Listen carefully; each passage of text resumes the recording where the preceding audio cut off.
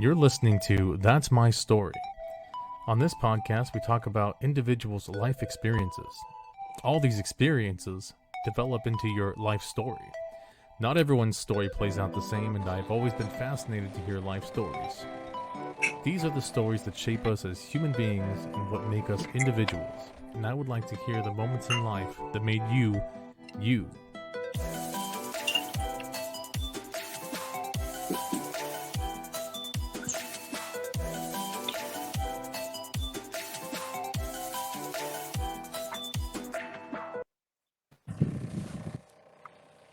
How's it going, everybody? Welcome back to That's My Story. I'm your host, George Lugo, and today we have a very special guest. We have Jackie. How you doing? Hi, George. Hi, everybody. How's it going in there? Is it hot in the garage? It's hot in here. So I was doing laundry and I had to stop the dryer because it was getting too hot and noisy. But I have a fan on and I just grabbed a beer. Nice. Beer does sound good. Unfortunately, I don't have any beer at the apartment at the moment. So that's kind of a bummer. Yeah. All right, so we're gonna jump into some basic info, so the listeners can get to know you a little bit, and then we'll go into story time. So, are you currently staying with the family right now? Yeah, I live here in Santa Ana with my parents and my cousin and my aunt and my baby brother, David. Oh, David. Yeah. What is that? What is that weirdo doing right now? Is he asleep? No, he's in his room. He said he's watching stuff on YouTube. Nice. Yeah. I always wonder why it's so hard to get a hold of him. Because he's either sleeping or he's gaming. Yeah. And if he's in the middle of a game, he won't respond. I get and that. obviously, if he's sleeping, he won't respond until he wakes up. Yeah, I get the gaming thing and the sleeping thing. Yeah. Yeah. All right, so let's jump into a little bit more of the basic info. What's your favorite genre of music? Oh man, there's too much. I listen to a lot of stuff. I listen to a lot of oldies. Okay. I listen to some country, some of the newer stuff. Obviously, a lot of the older stuff I'll listen to. I listen to some old rap, like old hip hop. I'm not a big fan of some of the stuff that's out right now. Some punk music, obviously like classic rock. It's really, and reggae. It really depends on like what mood I'm in. But I'll listen to everything. I listen to Spanish music, even though I don't know what they're saying most of the time. But the beat, if it's good, I'll listen to it. Okay. Is there is there a specific genre of music you're listening to currently? So I was doing some cleaning last weekend, and I don't know if it's a group or a dude, but it's called Bumpin' Uglies, and it's kind of like reggae ska a little bit, and I'm stuck on this group right now. They're really good, or he's really good. Bumpin' Uglies. I'll have to check Yeah. that out. That's hilarious. I don't, and like my favorite song that I have on repeat right now is called The Morning After. It's really good. Okay. It's just like really good feel good music, Yeah. Okay. I'll definitely have to check that out. That's awesome. Yeah. How about favorite food? Well, I like to eat, as you can tell. I like everything. Pizza, sushi for sure. I can go for like steak and like veggies and a baked potato, or potatoes O'Brien. Mexican food, Chinese food. There's a few things I won't eat, and that's mushrooms. Is it the texture? It's the texture.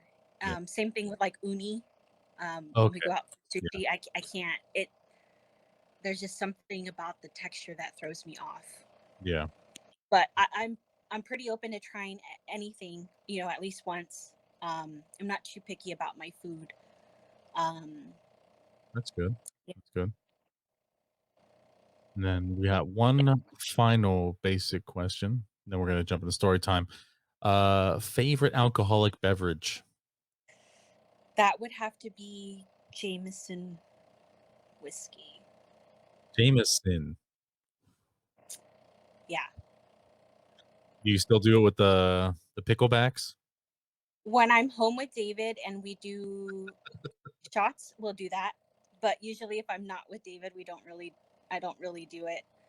Um, Okay. I've been drinking it with like ginger ale or Diet Coke. Oh, really? Yeah, or Yeah. straight or in my coffee. Hmm. I've never had Jameson with ginger ale. I'm gonna have to Oh try. my god, it's so good, George. You got to try it. I have Jameson right now. I don't have any ginger ale, so I'll have Ah, to pick some up. Try that. yeah, it's really good. Okay. Maybe that's what I'll drink tomorrow on the show. Mm, Yeah. do it. Yeah. I always try and mix it up with a different drink on the show. Good. Lately, I've been drinking like vodka sodas. Yeah, I had vodka this past weekend with like some like soda water stuff, and it was pretty good. But usually my go-to is just Jameson and ginger ale. Okay. Definitely have to try that. I love ginger ale. Ginger ale is great. Yeah. That'll probably be a really good drink for me. All right. So we're gonna jump into story time. Um, we're gonna go all the way back to the beginning and talk about what life was like growing up. Man, life growing up. Hmm. So we grew up in Anaheim, Okay. uh, off of Broadway and East, Okay. and we lived there for I want to say like 20 years. At least I lived there for 20 years. Um, it was my parents and my older brother Eric and my younger brother David and myself. Um, we didn't come. We I never came from a family with a lot of money, so we had to make the most of what we had. We had a swimming pool in our apartment, so that kept us pretty busy, and we had a lot of really cool neighborhood friends that lived in our apartment complex. So we always had people to play with and get in trouble with. Um, Dad was very strict growing up. Um, so was my mom. Hmm. The boys obviously can get away with a lot of stuff because they were boys, but I'm the only girl, so it was really hard, uh, you know, trying to be a teenager and want to hang out and go do things because I had a curfew and all that good stuff. But for the most part, we had a really good upbringing. We had a good childhood. Um, you know, my my parents, you know, they've been married now 46 years. They just celebrated their 46th wedding anniversary on Monday.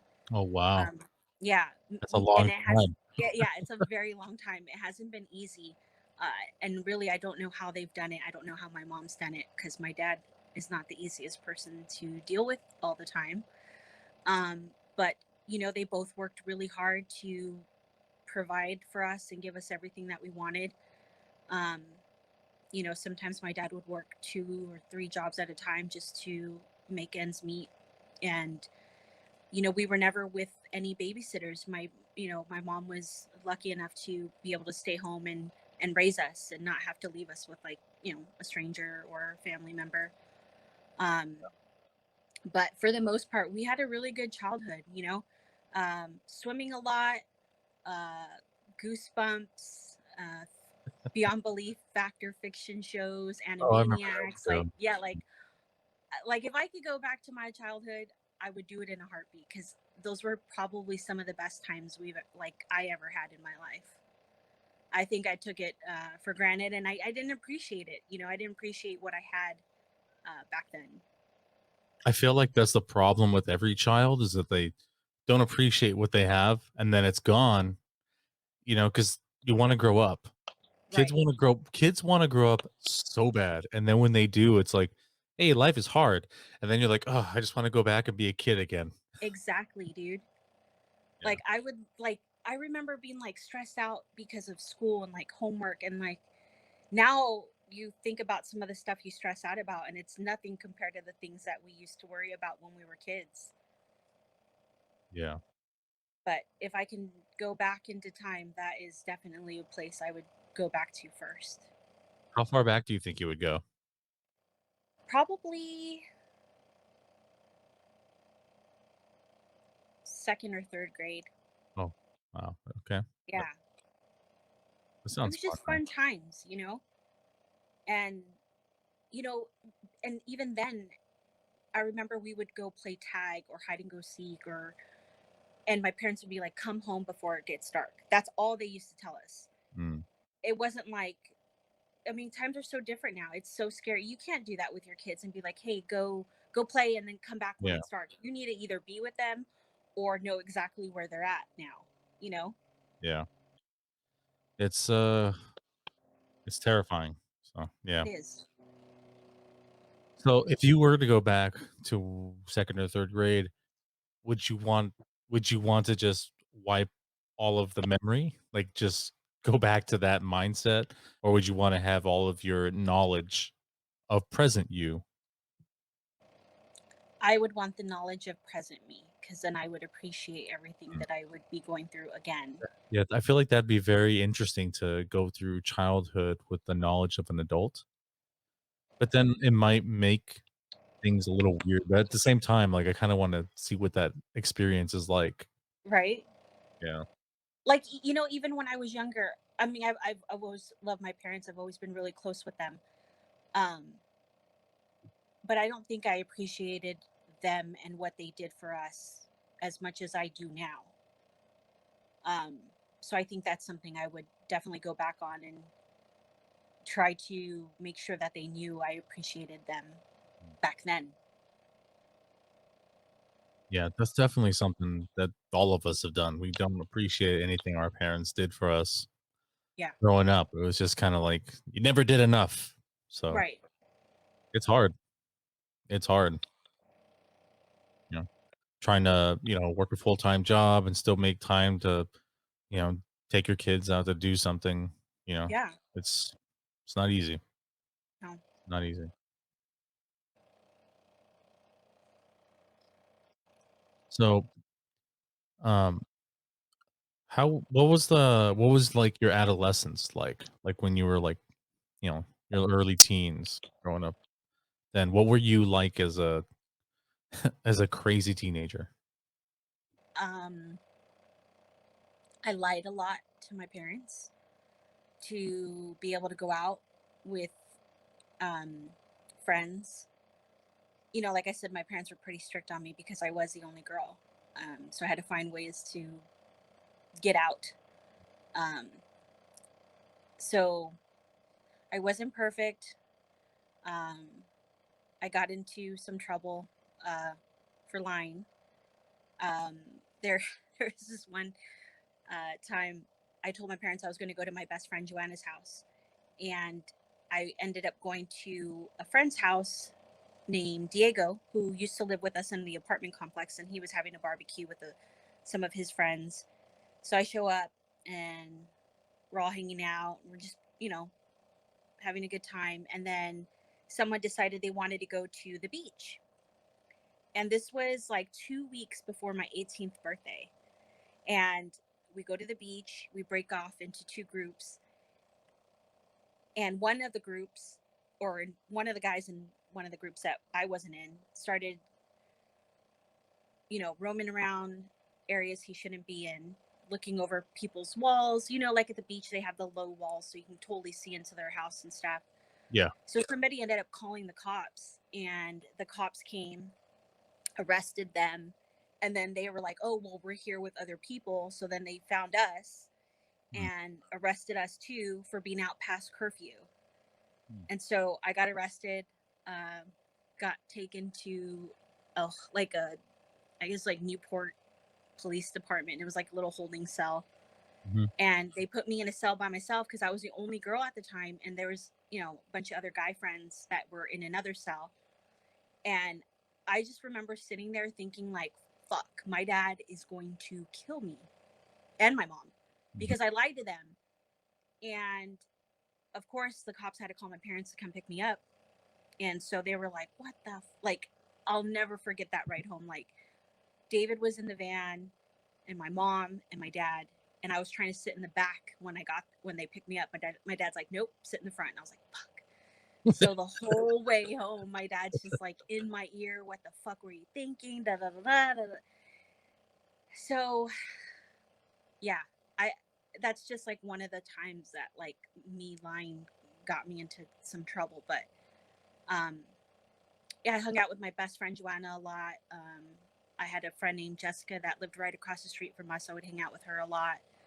I wasn't into any sports in high school or in junior high. I was in band, but I did swim in high school for a little bit. Um, but other than that one particular time getting arrested, I wasn't that bad. I mean, I did lie a lot, but I never got caught until Nice. a couple times. Okay. Well, after that story, what's like your relationship with your parents? Eh, Oh, now? let's go from then to now. Well, like I said, I lied a lot. Mhm. And I kept a diary back then in high school. I kept a diary, junior high and high school.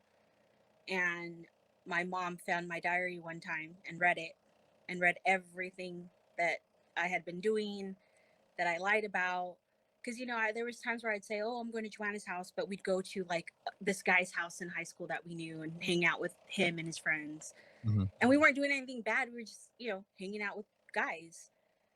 Um, so I remember coming home one time from school and my mom was in her room crying and I didn't understand why. And then she told me because she read my diary and she couldn't believe all the lies that I had been telling. And so I think at that point, that's when my relationship with my mom turned around. Um, I was very angry and hurt. I felt betrayed, but obviously she did too. Mhm. Um, but I told myself that I would always be honest with her from here on out. And for the most part, I've been really honest with both my parents. I have a really good relationship with them now. They pretty much know everything about my life, minus a few things that I'm not, ready to be open about with them. Um, but like I said, like how I didn't appreciate my parents growing up, I totally my view on them now. I would give anything to hang on to them forever. I try to do as much as I can with them or for them. I take them out, places and like I said, I try to be 100% honest with them all the time, because I don't want to be hiding anything from them, Yeah. and I don't want them hiding anything from me. When it comes to their health or whatever is going on. Yeah, I feel like that's definitely important. They don't hide the health issue things from you. 'Cause Yeah. yeah, you gotta take care of them, Hmm. care of them. Um, with, spending all this time, taking care of your parents, hanging out with, David and whatnot, have you had any, time to try and accomplish any life goals? Do you have any life goals set up? So that's a touchy subject a little bit. Okay. Um, I'll talk about it. Um, I've battled with depression and anxiety for many many years. I was on medication for it for a while, um, but as I started to get older, I started to struggle um, with the thought of losing my folks, and so I tried to. At one point, I was just so like trying to do everything for them. At one point they were both really sick. If it wasn't my dad, it was my mom or both of them at the same time. Um, and I've always been afraid to kind of go for the things that I want to do because I always have it in the back of my mind that I need to be around or close by in case something were to happen to one of them. I have a fear of failure. I don't want to fail. And so that's something I'm barely starting to work on now, is trying to make my life better for me and realizing that it's okay to move forward and try to pursue the things I want to do, um, and still be there for my parents at the same time. So I would say within the last year and a half to 2 years, that's kind of something I'm working on now, like getting myself out of debt, trying to really pursue something that I want to do. I've just put everything, and it's not their fault. That's those are my own issues, my battles that I deal with every day in my head. Um, but I just kind of put everything on hold because I'm afraid something's going to happen, or I'm afraid I'm not going to be around, or I'm going to fail and then I wasted time and money. Um, I don't know if you knew, but we recently had a cousin that passed away, who was my age, and she spent years in school, got her degree, graduated last year with her bachelor's. She spent all this time trying to accomplish everything she wanted to do, only to get diagnosed with cancer in October, and then passed away in May. Um, and so I think that really opened my eyes to you know really just live life, pursue what you can, go after what you want, because we could be gone, you know, in a few months. And I don't want to waste any more time. I don't want to live in this fear of something's going to happen. So I haven't really, I mean, I'm actually working towards clearing out my debt, which is a really huge accomplishment for me because I've been in debt for so long. Um, so that's a goal that I'm working on that I should have knocked out within the next few weeks, actually. Oh, that's actually really good. Yeah. It's really good. So, um, have you had a lot of um occurrences with death, or like in like family members, friends, and like, because it sounds like it sounds like you haven't had a lot of interaction with it. No. We've actually lost quite a few family members. We've lost both sets of grandparents, um, two uncles, a really close, actually two really close family friends, and then my cousin. But even though we've experienced death before, um, with my cousin Cynthia's passing, it hit a lot differently just because her and I were only 9 days apart. We Mm. celebrated every birthday together. We were extremely close. Um, she was like a sister to me, really. So her death, it did something different compared to other family members that I've lost before. Okay. Yeah, I've dealt with death for so long, and I kind of become numb to it. Um, because there was a lot of deaths in my family when I was really, really young, and I felt like I was always at a cemetery and at a funeral, and kind of just desensitized me from a lot of stuff. And then recently, my cousin passed. He passed I think it was like last year, July, Mhm. and that one actually kind of like brought me back because he was young. He was younger than me by a few years, and it was kind of upsetting to know that he had passed, and he had passed from COVID. So that was Oh, a little infuriating. And yeah. it was like the first instance in a long time that I had felt anything from someone passing. I know it sounds bad, but it was just like I feel like growing up, I would be at a funeral like 2 or 3 times a year. So it like desensitized me from stuff like that. Yeah. And I feel like that's also kind of why when I grew up, I was a little more cavalier with the way I acted, you know? Yeah, That makes sense. yeah. More like a big, like, what is it? A go big or go home kind of guy. Right. Uh, Yeah. Death is definitely a touchy subject. But I mean, I feel like that's the one thing that everybody is guaranteed. We're all guaranteed that. So make the most of the time we have here. Spend some time with family, friends, even talk to strangers that are just if you're just standing in line, talk to somebody. Exactly. Be social. Because you never know what other people are going through, you know? Yeah, And just to be kind with a hello or whatever, you don't know what it would do to that other person, you know? It might just make their day because, yeah, 100%. You could make somebody's day. Yeah. All right, let's move away from the tragic part of this. Let's go thank you. into let's pick a story that kind of made you the Jackie we all know today. There's so many. You can pick any.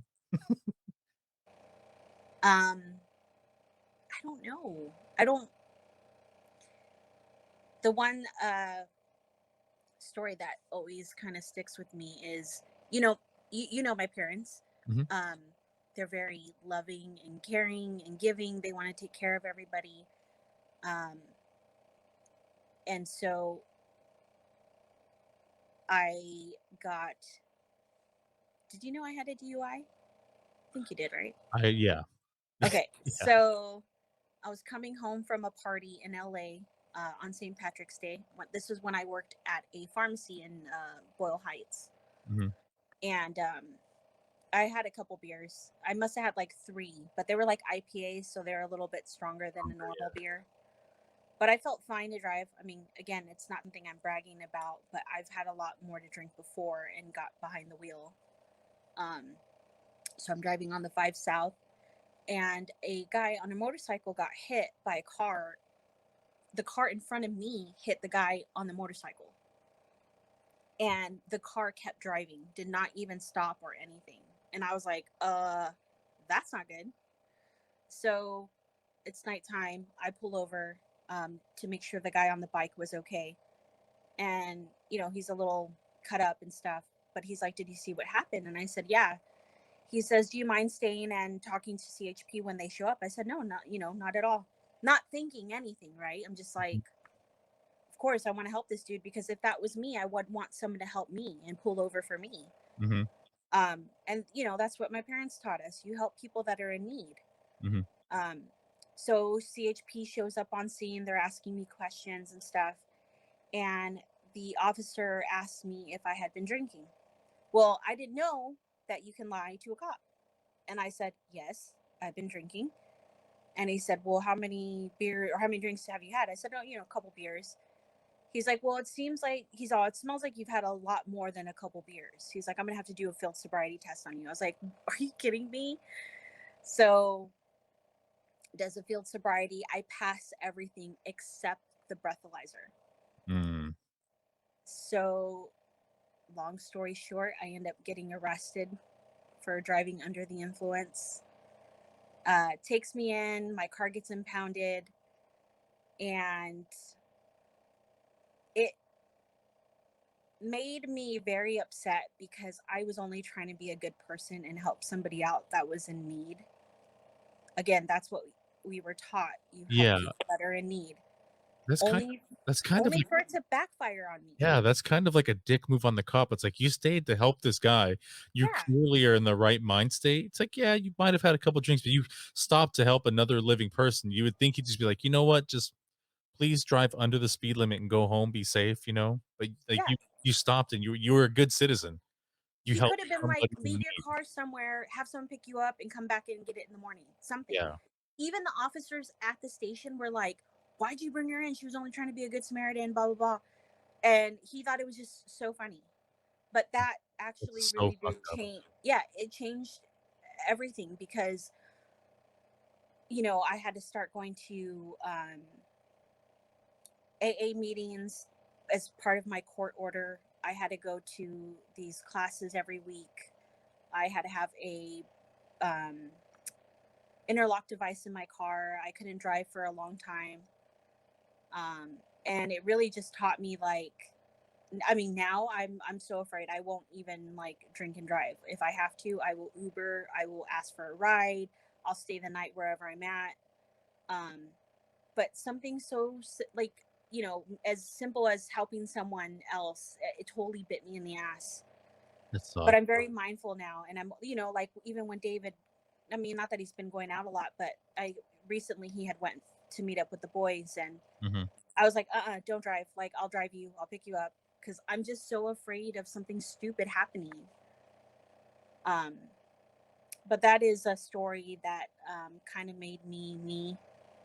I, I, at first I was very angry and I was like, you know what? I'm never going to help anyone ever again. Like, if I see someone that needs help, I'm gonna be like, fuck it. I'm not going to help you. But that's not me. Mhm. So I don't want something like that to change me, but I am more aware of, am I capable to drive? Is my brother or my friends, whoever. Um, and it's something that affected not only me, but my family. My brother David helped me out a lot. He used to have to drive me to work sometimes, actually all the time, and pick me up because I couldn't drive for so long. Yeah, I remember that when he was driving you, to and from work. Yeah, and Yeah. because my DUI technically was in LA County, the laws in LA County back then were completely different than what you were to get if you were to get one in Orange County. Mhm. So it was a lot stricter um, back then. But I think now it's Orange County is just as strict as LA now. Okay. Yeah. Um, so that's one story. I've been in, and I'm not sure if David's told you this, but I've been in some pretty bad relationships where things got physical. So that's kind of made me hyper aware of what I want in a relationship, what I don't want. Um, and really, all these experiences have really made me appreciate my family so much because without them by my side through all of this, I don't know where I'd be, honestly. And especially with David. He's my baby brother, yet he acts like my older like I lean on him as if he's my older brother. Yeah, he definitely has that quality, that older brother quality. Yeah, Yeah. he's a good guy, even though I rip on him a lot. He's all right.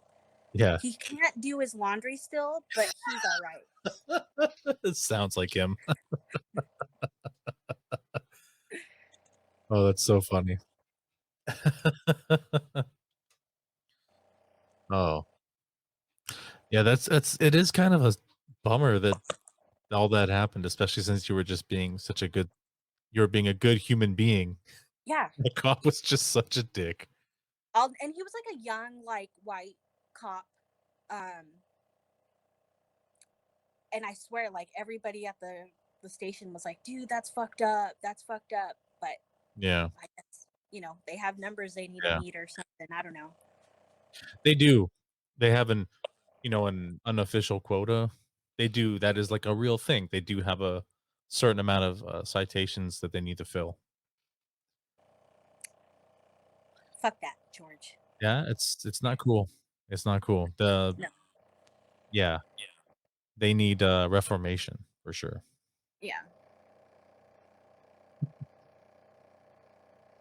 So this has been really fun. How do you think this has been going? Pretty good actually. That's good. I didn't know.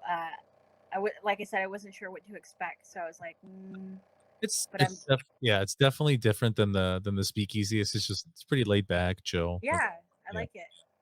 yeah. And I've been trying to I've had nothing but like the boys on, a couple friends from other podcasts and stuff. And I've been asking to try and get some female guests for the Yeah, longest time, and I haven't gotten anyone. And it's funny because my image is, it's where'd it go? It's I have a female guest on my Yeah, end, I saw that. but you're my first female guest. Thank you so much. Yay, I'm honored actually, George. Thank you. I would definitely come back if you ever need a Oh yeah, female guest. we can definitely have another conversation. Yeah, yeah. Maybe we could do like a sit down because like you guys are just I have the setup. I could take it over there. So Oh yeah, yeah, definitely. yeah, that'd be cool. I've done one sit down with my buddy Jesse. He basically set everything up. He's like, "Oh, we'll use all my equipment. Just bring yourself." I'm like, "Okay, cool." Nice. Yeah, so that was nice. I'm like, "I have all the equipment. I'll bring it." Yeah, Yeah, I'd be down for that. yeah, that'd be fun. Then we could have a couple drinks. Then we can That would be awesome. yeah. So, is there anything? You have anything? Any projects you're working on, or maybe you want to plug in some social media stuff? I'm not on social media. No, not at all. No, no Facebook, no Oh, good for you. Instagram. I used to have Snapchat and I got rid of it just because I didn't find it useful. Mm. But I've never had any kind of social media platform, It's I guess. that's actually really nice because it's kind of like a blessing and a curse. I find myself more than I want to checking my notifications. I and there's something about like whenever I see the notification, I'm like, I can't leave it unchecked. I need it to be clear, otherwise it bugs Yeah, me. yeah. And so like I don't even really care about the posts. I just run through all the notifications and make sure it's all clear, make sure it's all clear, and then I'm out. But then I'm like, and then after a while, I'll actually just start scrolling. And I'm like, what am I doing? Just And then you're in like a rabbit hole of nonsense. yeah, it's very easy to get lost, but it's a good tool, But at the same time, it's like crack. It gets addicting. I there's been times where people are like, "You don't have any social media? What's wrong with you? Who are you hiding from?" I'm like, nobody. I don't need it. And if I need to contact somebody, I'll just call them or text them. Um, the one thing that does suck about it is like a lot of my family members are on social media, and so they post pictures or videos, and I miss out on it because I don't see it. So in that sense, it does suck. But I I'm not glued to my phone like other people are. Yeah, It's very annoying when I'm hanging out with somebody, um, and they're just constantly their checking phone. social Yeah, media. It's so annoying. yeah. I I can't tell you how many times I've seen like people like a group of people, like four more, sitting like in a circle, like either for like dinner or they're just hanging out, like, and all of them are on their phone, and I'm like, Yeah, you guys aren't talking to each other, like it's so bizarre. It's like one of the yeah. worst things ever. It's like Or like, you left the house to be social, but you're just on social media. Like this is right. counterproductive. Or like kids nowadays, they're stuck to the iPads, or they already know how to use their mom and dad's cell phone, and they're like 4 years old, and it's like, what the hell? Yeah. Like, we did not have that when we were little. No. No. Like yeah, Logan knows how to use he knows how to use the tablet, he can use the Switch, he can kind of use our phone a little bit, but we don't let him unless he has earned it. So, like, he has to earn that right to use these things because Right. otherwise it's really easy to just be like, "Okay, he's being crazy, here's the tablet, go sit down." We don't wanna do that because that's, like, promoting, like, bad behavior, and then he's not gonna learn anything from that? He's gonna be like a spoiled kid. We don't want that? That's what so many parents do now, is like the kids are screaming, they're not behaving, they're jumping up and down, and they just throw a phone or an iPad at them and like, here. And it's like, no, no, that's not good. That's not the way to do it. Yeah. Yeah, that's You definitely have two kids now, right? Yep. Yeah, we have 2. So Logan just turned 7 on the 4th of July. Aw, Um, happy late birthday. yeah, yeah, yeah. Yeah, he has an awesome birthday on the 4th. Um, and then Tyler just turned 1 last, what was it, June 4th. Nice. Are you guys gonna have more? Don't know. Still up in the air about that. Maybe. Maybe. I don't know, it's rough with just the 2, and then since they're so far apart that's a little Yeah. yeah, it's a little rough because like, I'm 6 years apart from my brother, you know, and then I'm 10 years apart from my sister. Oh wow. Yeah. Yeah. Eric and I are 7 years apart, and then David and I are only 4 years apart. But I'm pretty close with both of them. But Mm, David and Eric are very far apart. mm. Yeah. That's a big gap. Yeah, Hmm. we didn't want a big gap, and we were trying for a long time, but just, we don't know what happened. Yeah. The doctors didn't know either. They just chopped it down to unexplained, fertility. That sucks. Unexplained infertility. Yeah. Yeah. So that was kind of a bummer because we wanted the kids to be about 2 years apart each. So it'd be ideal, to have 3 and then they're only about 2 years apart each, so that would be nice. Yeah, you know, things don't always work out the way we plan, That's Yeah. that's the way life works. Yeah. Yeah. And like we were talking about how times are so different now. I can imagine raising kids right now is hard. It's a challenge. Um, it's a challenge when all they wanna do is, go outside, touch things, and put things in their mouth, and talk to people, and, like, I know we're coming towards, like, the tail end of the pandemic, but still, I want them to be safe, and I don't want them to, do anything crazy, you know? Yeah. Yeah. It's a little rough right now, but hopefully it'll clear up soon. It'd be nice. Get some normalcy, Right. We're getting there, kind of. kind of. Yeah. Yeah.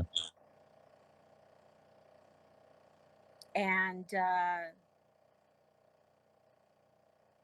like seriously, like I don't I mean, I do understand, but I always look up to people that have kids, like now, young kids, because it is so different. Times are so different, and it is hard. And with everything going on, like all the, there's so much negative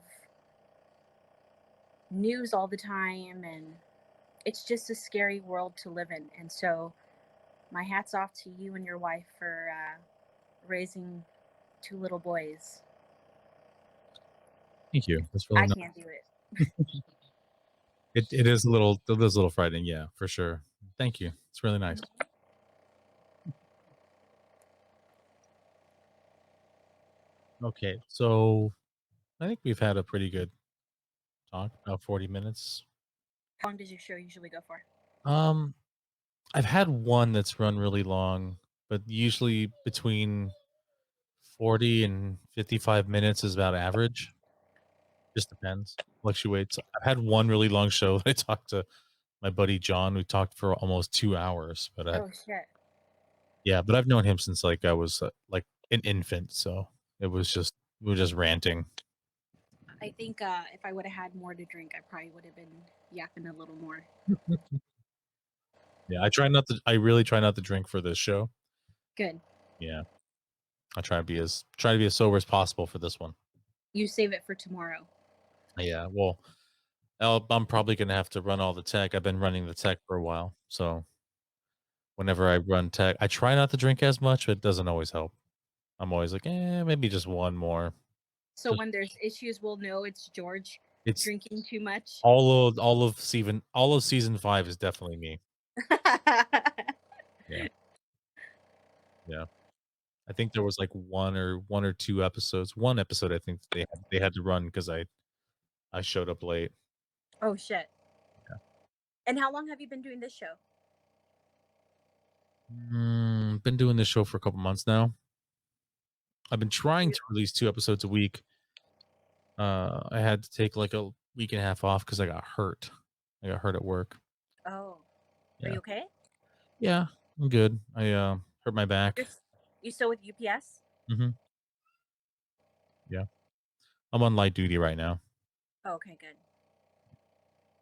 But hurt my back and my shoulder's been bugging me since Friday. So That's not good. no, but I've had the problem is I've had the shoulder injuries like a reoccurring thing. I've had both of my shoulders dislocated. So yeah, they do need I do need operations on both, but I'm trying to wait it out. I don't really want to do that yet. Yeah, Yeah, because it's like the heal time for a single shoulder is like it could be anywhere from like 3 months to a year. So like it just depends. I'm like that's a long time. yeah. Yeah. And it requires a lot of physical therapy. But you know what? Also, you should do it while you're still young too, George. I know. I should have done it when I was in my 20s. That's how long ago. Really? Yep. I've been living on messed up shoulders for yeah, for like 14 years. So once a month, usually about average once a month, one of my shoulders will come out of socket. Yeah. That's not good, dude. It's not good. It's not good. It's definitely not good. But yeah, waiting for them stem cells. Yeah, think you got to keep waiting on that one for a while. I know. I know. I could technically go to like Panama and get it done, but like then I gotta drop like like 20 G's. I know a great doctor in Mexico. Just Yeah. kidding. I don't. Like Don't go to everybody goes Mexico. down there. Everybody goes down there for that kind of stuff, Yeah, going yeah. down there for like lip fillers or like shots or dentistry. Dude, and then I hear like I've recently heard like two horror stories of people going down there for plastic surgery and they come back with complications. And I'm like, why would you do that? Because it's cheaper. It's cheaper, but you also get what you pay for. You You do almost get what died, you pay pretty much. for. Yeah, Yeah. I feel like if someone's cutting into you, you don't wanna go the cheap route. Dude, okay, so do you ever watch American Greed? No.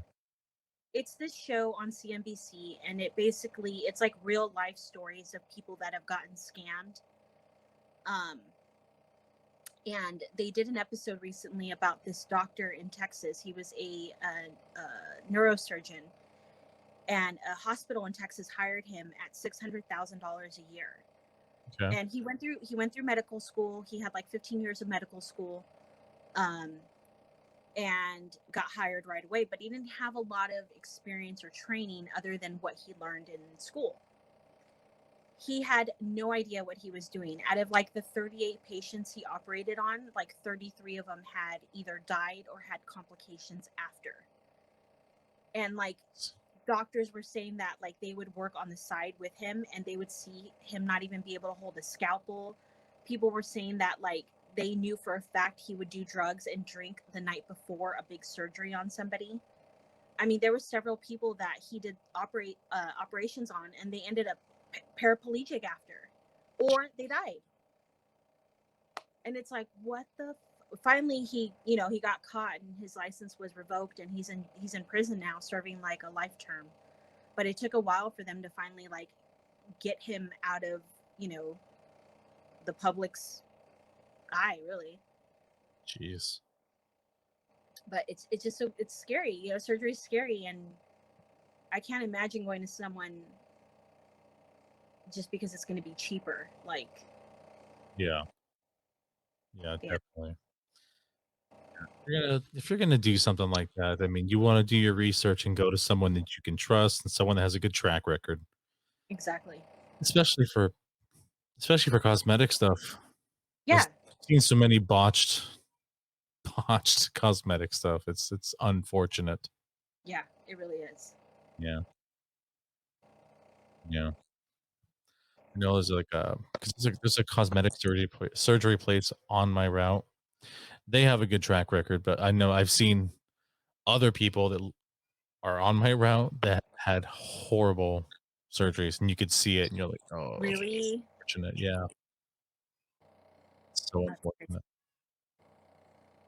Yeah, yeah. Some people want that kind of weird shit, though.